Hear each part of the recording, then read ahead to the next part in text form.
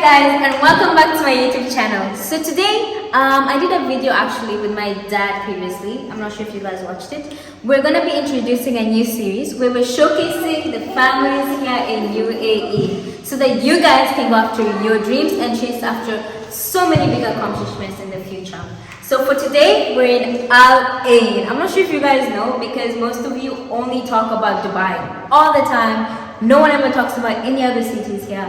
So if you know any other ones, make sure you comment down below. So right now we're in Al Ain, which is one of the first few families we're gonna be doing. It's one of my favorites. So let's get to it.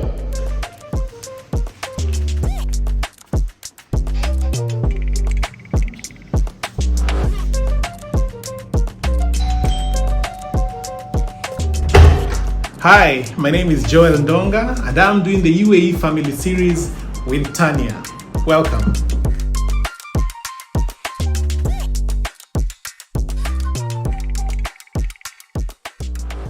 So our first family. So tell us about yourself. Who are you? What do you do? My name is Joel Ndonga. Yeah. I am a nurse by profession, Yeah. and that's what I do. I basically work in a hospital and take care of those who are not feeling well. Okay, so we're a bit fast-tracked until now, and right now he's a nurse. So take us back to the journey, like, from Kenya, where he's from, and take us, how did you come here? Take us through the journey. All right. Yeah, of course, my journey started off in Kenya. I trained and worked. I trained as a nurse, then had a stint in working in like 2 or so hospitals back in Kenya. And then ultimately an opportunity came. That's almost 10 or 13 years ago, between 10 to 12 years ago, about they required nurses to come and work in the Middle East. So I was a little bit hesitant because truth be told, traditionally most of the nurses from Kenya don't land in UAE or Dubai. Most of them they usually go to the UK, Canada, Australia and such like places. So I was a little bit reluctant and thought that it's one of these many scams. But I did a bit of my research and found actually the hospital we were talking about is genuine. Yeah. It was a government hospital that really required nurses around. So after the paperwork was done, I still had to inquire from my cousin. My cousin at least had been here for quite some time. Yeah. I asked her if this is really, if whatever I'm going to do is okay, and she gave me a thumbs up. And I decided, okay, why not? And found myself here, and it's now 13 or so years and counting. But were you always interested in nursing? Like, was it just like throughout your high school, university? Was it the target goal to be a nurse? Honestly speaking, it was not. Back in Kenya, your parents dictate what you do, you know. So I wanted to be more in the media angle because I used to find myself happy doing scripts and working in the media. But my dad was not taking that and said, no, it's either medical field or no. And so threw me in a nursing, whatever course, told me to do it. That's what he'll pay for. And I said, okay, if this is what he decided, I said, let me make myself comfortable in it. And it's been an interesting journey because it's really opened my eyes and my view of the world, our bodies and health like that. So I don't regret it. I've learned so much actually being a nurse. But how was it first going into nursing? Because personally, I'm not good at science at all. So most people would give up because I do know the nursing does take quite a while to understand it a bit more. So how was it at first going into it? Of course, it was challenging. You really need to sit and do plenty of things. It kills most of your social time because you have to, you're dealing with lives. You're not going to gamble. So you really need to get things right. So it was challenging, both the book work in terms of learning and also the practicals in terms of actual care of patients.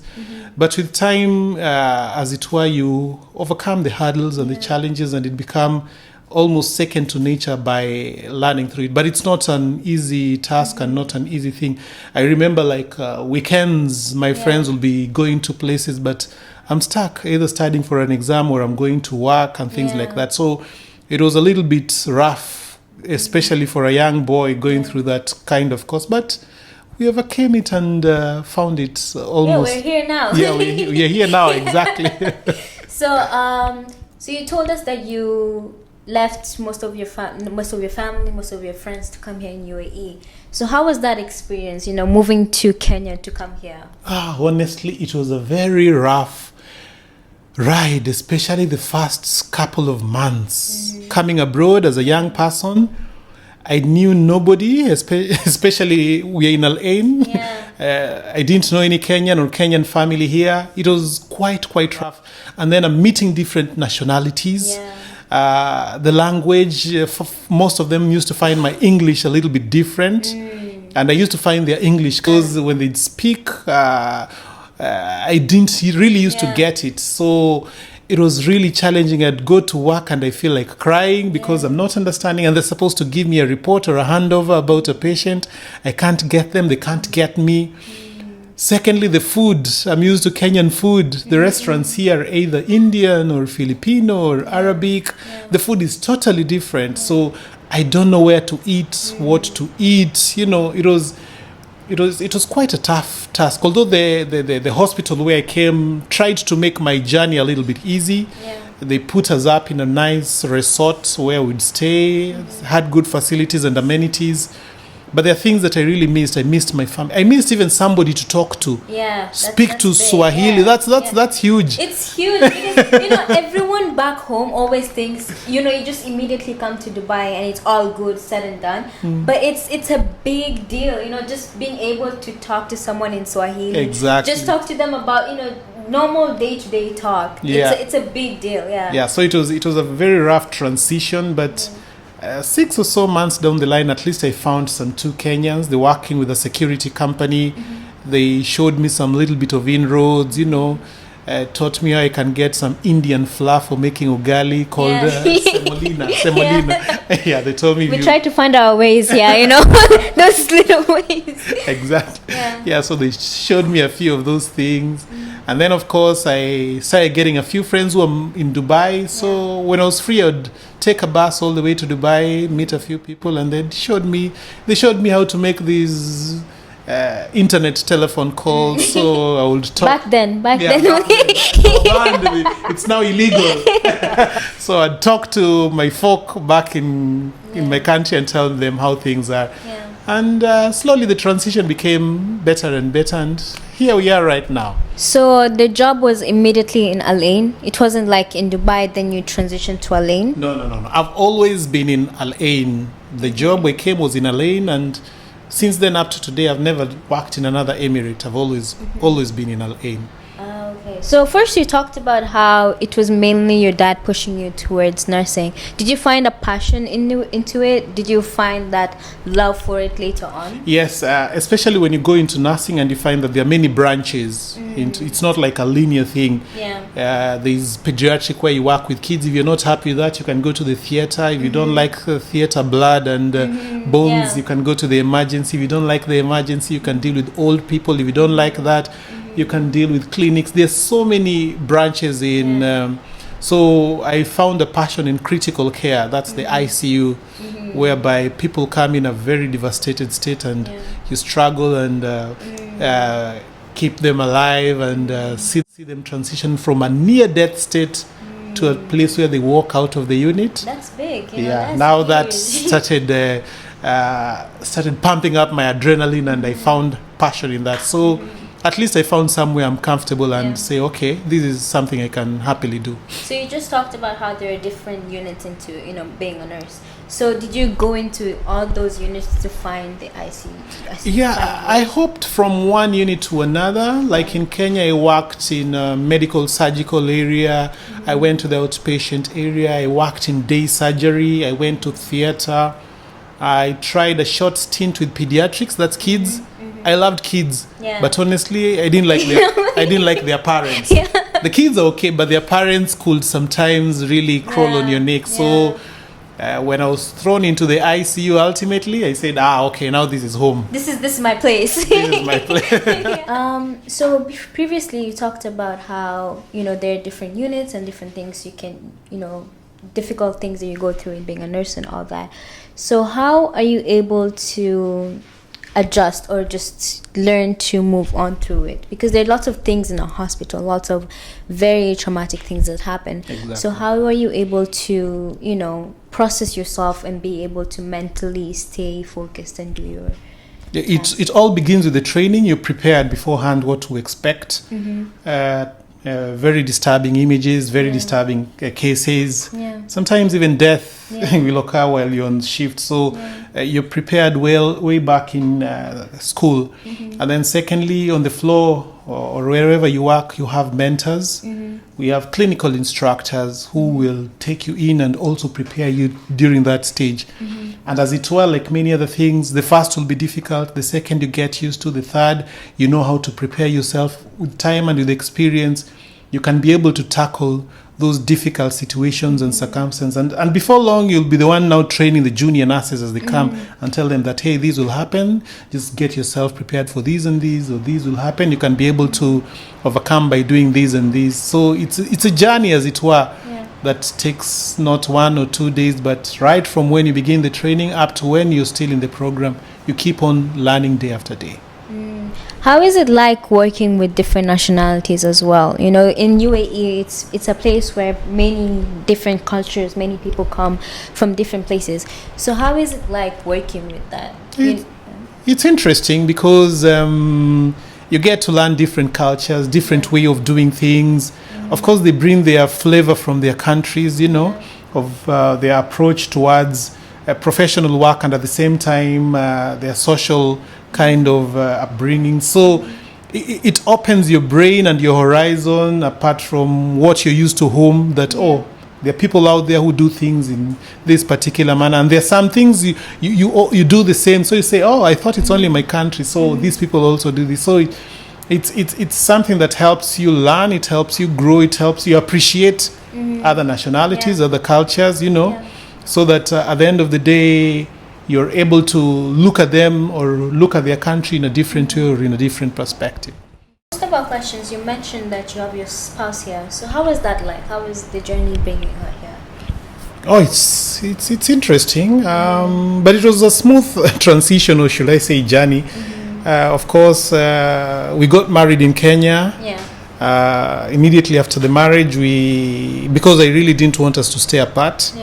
So I began the transition process for bringing her to this country, and it was a smooth transition because at least my work gave us the opportunity of having her to be under my visa. So my relationship officer helped us with applying the visa and making sure that the paperwork is done and done effectively, and ultimately within no time, I think in a couple of months, like 1-2 or so months, I was able to bring her here so that she can be able to join me. So do you guys have any kids? Yes, we have 3 beautiful daughters with us. Yes, and it's been nothing but joy bringing them up. Right from, they were all born in this country. So they were born here, we've raised them up together, and it's really been joy. They are the pillar of our lives. But did you guys always knew you were going to have kids here? Was it like a plan that you knew that we were going to raise our kids here?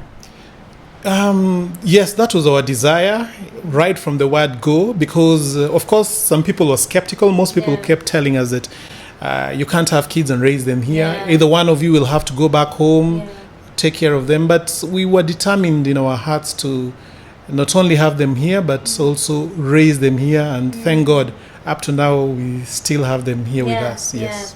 So with the work hours that you have, you know, being a nurse and also being now a dad with 3 kids, how is it like managing both sides as well?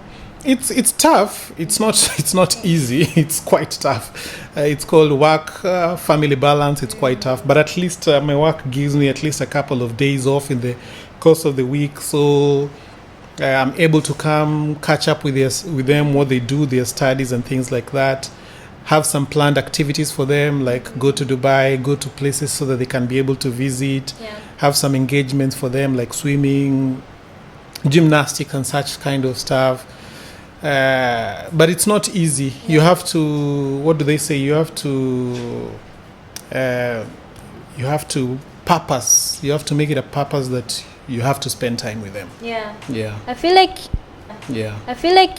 we should also give credit to it, because it's a big deal having, a work that, you need a lot of your attention to, and yet being able to actively be in your kid's life like this, because when you're around them, you would know that every single one of them always talks about their dad all the time. So it's a big deal, being able to, being actively in their lives, in every single area of their life. Exactly.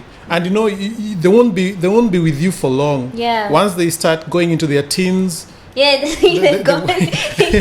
Yeah. So you take the opportunity right as early as possible to be in their lives. Share those best moments with them, so that probably when they are big and now they start going, you don't regret that. Oh, I wish I'd spent more time or been more into their lives and things like that. So.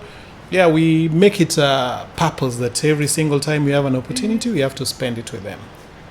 Also, you as a dad, what are the challenges that you face when trying to raise?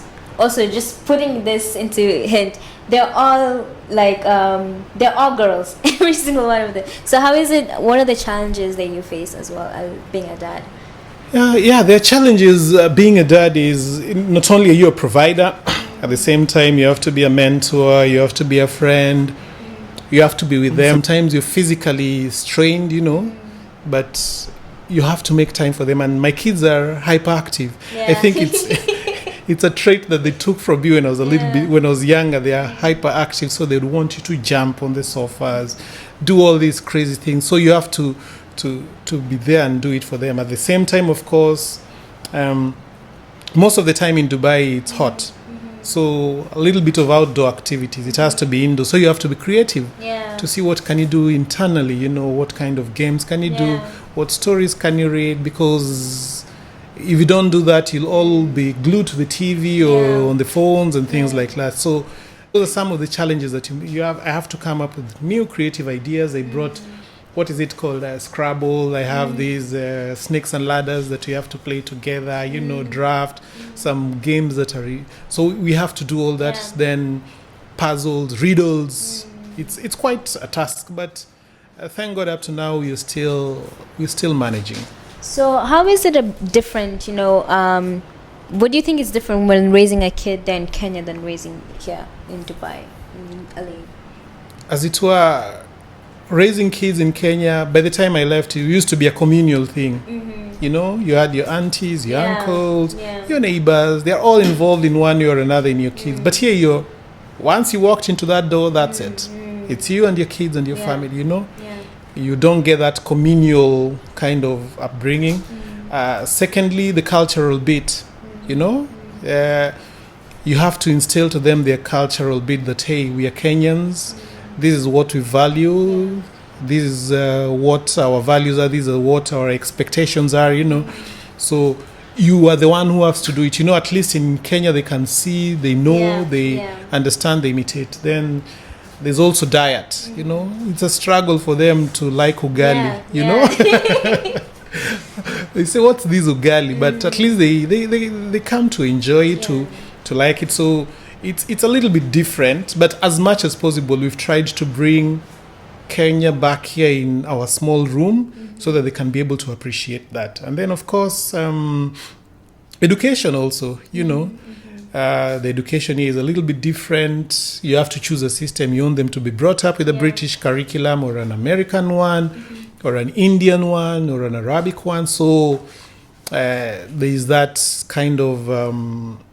education crisis. So you have to purpose that, hey, in Kenya, what are we close to, or what do I think will be best for them? So those are some of the variances that we have in terms of bringing up kids here and compared to Kenya. And of course, there's also the bit of the weather. Kenya, there are playgrounds. Kids will go out there and play. Anything can be a toy, but here you have to be creative. You have to take them somewhere to learn how to play and things like that.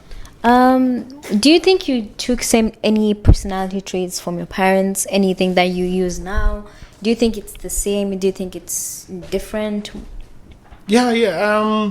There's some things I borrowed from my parents. There's some which, of course, I'm aware that they used to raise me, but I wouldn't want to use them to my kids. So I picked up what I felt was valuable. Like, for instance, church and prayer. I picked it up from them. I'm instilling it to make, because I've seen what it has done in my lives, what's doing it in their lives.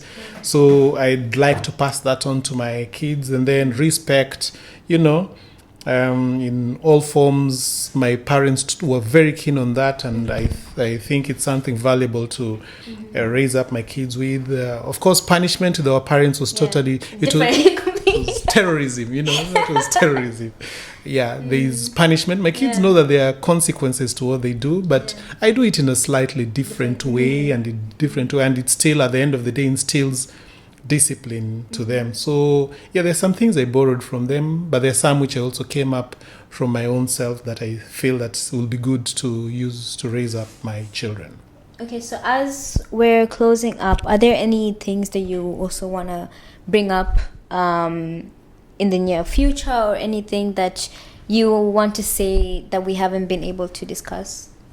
I'd just say that this is very nice. It's educative what you're doing, trying to tell people and inspire people out there that, look, you can be abroad and you can be able to still raise up your kids the way you'd want them to be, Of course, in the near future, I'd like to see my kids grow up in reverence, in respect, of course, academically excel, I'd like to tap into each and every talent that I think they could be having and exploit to the fullest, so that they don't regret that I wish they could have done it more.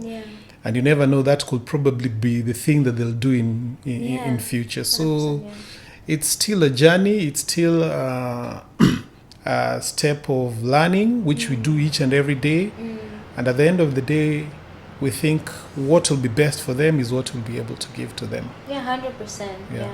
I think it's unique how having the opportunity to tap into the kids' talents and stuff like that, because I think back home many people are used to just education side and just stick to the books and that's it. But being able to be in a place where you can be able to go into the talent area and being able to be like, okay, this can be something, this can lead to something. That's vital, and I think it's the way to go. It's not just being book smart. The world now, you've realized that just doesn't want people who are only book smart. There are also other qualities that probably you would have that would propel you towards being the best. So if that will be through football, through gymnastics, or through singing, or through playing a violin, or script writing, whatever it is, just make sure your kid does it to the fullest. And you never know. They say that sometimes talent is what brings you to the table of those who in high places. So give them an opportunity to be able to do that. That's true. So for our last question, do you have any advice to people who are watching right now in terms of raising your family here, in terms of building a life here? For those of you who are thinking of raising up a family and building up, it's challenging. It could be costly. It could be sometimes, what can I say? It could be tough, but at the end of the day, it's fulfilling. I know I have most of my colleagues look at me and say, Joel, up to now, you still have your kids with you. Most of them gave up. They took their kids back to their home countries. Some took their spouses there, and they're the only ones who are working and say they'll be raised up there. But it is possible. That's one I think. Whatever you set up your mind to do, whatever you feel is best for them, you can be able to achieve it. Because I believe family is meant to be together. You might be out there chasing the money or chasing the opportunity. By the time you get to your family, you find that the family is no longer there. So better have a little or modest in terms of whatever you people have, but at least you're clinging together with each other. At the end of the day, you'll be a family and you'll be a unit. So it's possible. Whatever you set up your mind to be able to do and achieve, I think it's really possible. And of course, never forget the divine intervention. God really purposed the family to be together. That's something that He expressively wrote in the Bible. So if you trust in Him, He'll be able to make it happen. And that's it for our series for today. Thank you. Thank you for watching.